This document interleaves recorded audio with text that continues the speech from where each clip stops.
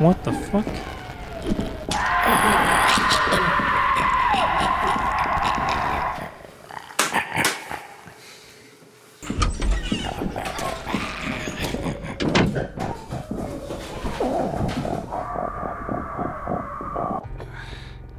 Ah, fuck. I'm hiding in the closet right now, and I'm just gonna do the review in here. So I played Stay Out of the House, and I didn't really like it.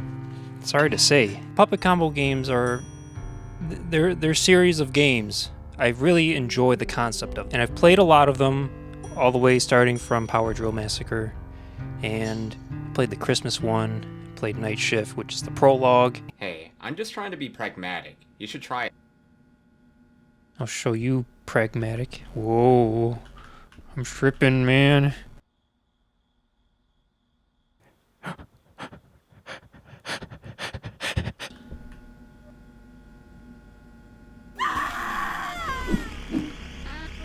Nope, nope, nope, nope, nope, you're not getting me. And Stay Out of the House is probably like the big one of the his full releases.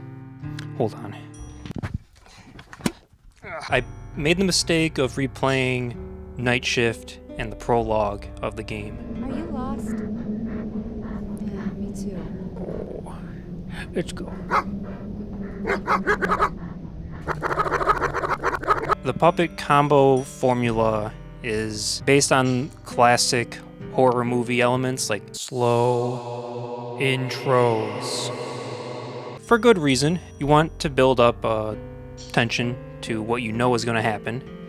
You get these games because you know what's going to happen in them. But playing Night Shift with its slowness to the point, and playing the prologue, which is a bit of the same kind of pacing, really set the tone negatively for when I finally got inside of the house that I'm supposed to stay out of. This isn't a road. Poop chair. Give me the poop chair. But don't get me wrong, the main game, once you get into it, is actually pretty unsettling. Hello.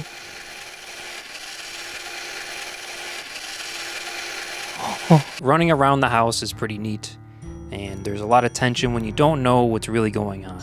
I learned very quickly that this game it's a horror stealth game, which was kind of neat at first, but it kind of fell apart after a while, after I realized what you needed to do to finish the game.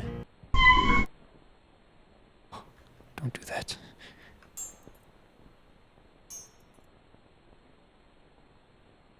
There it goes.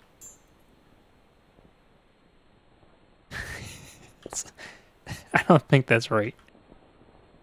I hope I don't need that again. Oh, Grandma!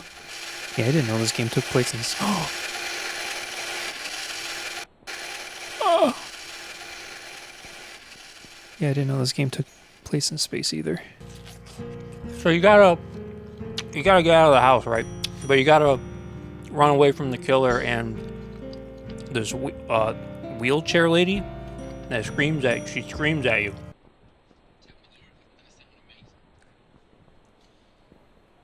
Oh, I'm sorry. In order to escape the house, you gotta run around and find the correct items to open the doors to other items that you need to get out of the house. I was running around that house a lot, trying to figure out where the items were, trying to figure out what the items I had go to.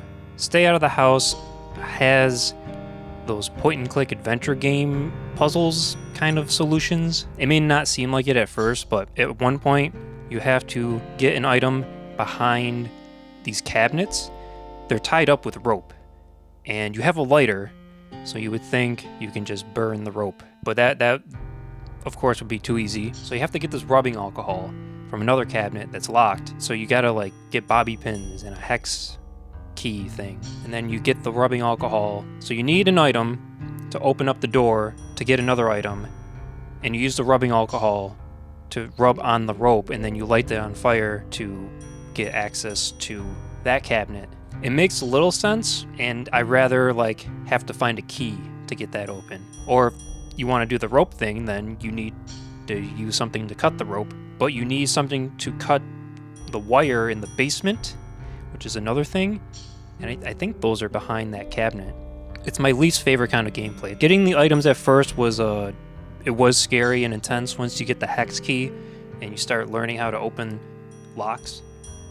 Opening up the locks in the game is tense because you're locked into that Fallout pick-locking minigame. It was cool, and it's intense because the enemies walk around the house, and sometimes you're just out in the open, unlocking this thing, unlocking this drawer, and you don't know if you're going to get caught. So at first, it was scary and intense when I was getting these items and learning where I needed to use these items at. Then it started getting annoying when I found out how much of that is the gameplay and how much of that I needed to do to progress. And then it got really stressful and annoying once I realized I didn't know where some of these items were, and I have seen them before. For example, there's 2 batteries that you need to turn on this can opener, and I personally don't know what the can opener was for. I was just going to find batteries for it because that was the only lead I had. Yeah, I don't know what's going to happen when I put this battery in the can opener.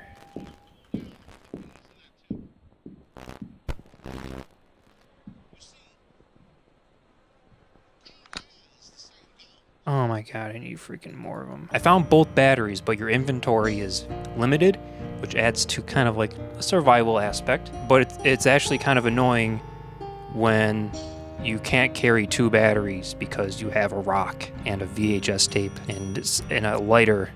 Like, put it somewhere, man. Drop his V. Oh. That's a good spot. Yeah, that's a good spot. So I got the one battery, leaving the other one. I didn't know what these batteries were used for at the time, but once I figured it out, I put the one battery in the can opener, and then I went searching for the other battery, and I never found it. I have no clue where that battery was. I didn't know where I found it in the first place. So I'm running around this whole house, dodging these enemies, and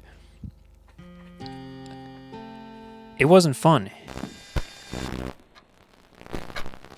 Fuck you, buddy. Brothers and sisters, children of faith, do you ever feel angry? Now, anger can be overwhelming for many. Fuck you. Truly human state to find yourself. There was a lot of items that you needed to find. I ended up getting fed up with playing the game, so I tried just sprinting around the house, seeing what would happen, and I think you can kind of abuse the game a little bit and just... You in here? Fuck you, buddy. Fuck you, buddy. Fuck you. Can't even hit me. Dumbass. You dumbass. Fuck you, Grandma. Like, if you want to go to one room to another, you can just kind of sprint there and then hide under the bed. or hide in the dark. I tried throwing a rock at the wheelchair lady. No, it didn't work.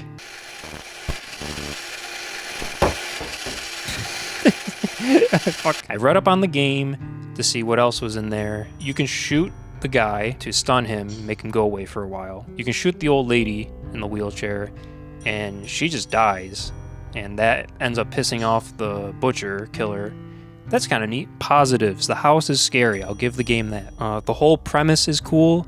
I like all this like VHS old style horror movie concepts for these puppet combo games. I just wish they went somewhere else with the gameplay.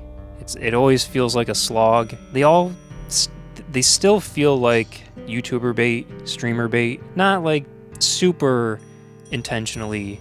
I wasn't engaged enough to see what would happen if I really tried hard to beat the game. I read up on the endings. I got the sacrifice ending. That's when you just get caught and the dude just kills you. Oh, Grandma.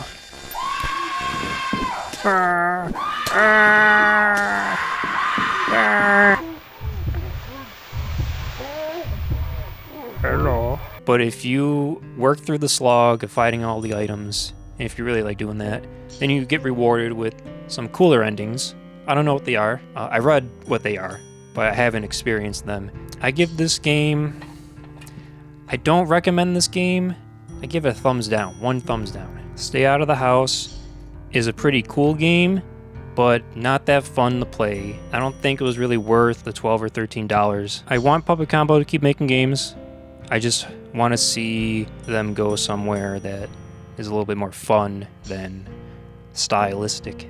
I recommend watching a friend play it instead of a YouTuber. I played Night Shift a long time ago with some friends, and I think that's the best way to experience these games, is with a group of people or one friend or a couple friends. You get some wild reactions when, you know, the big scary man comes up. Hey, there was something behind you, wasn't there? Yes, No, there was was 100% a person.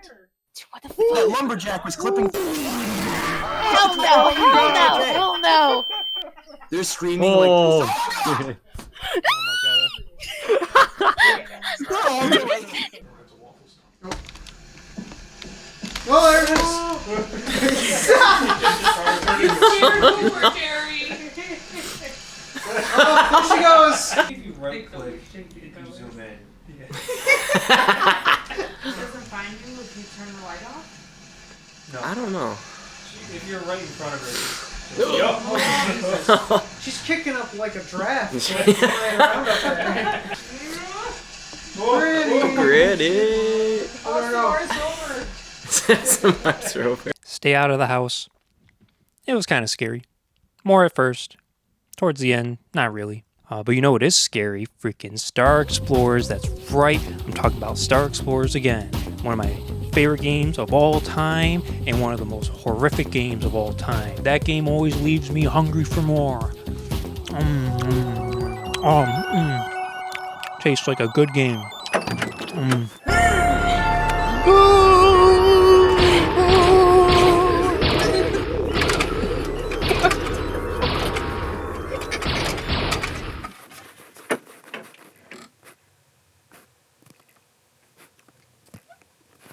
Are we good? Yeah.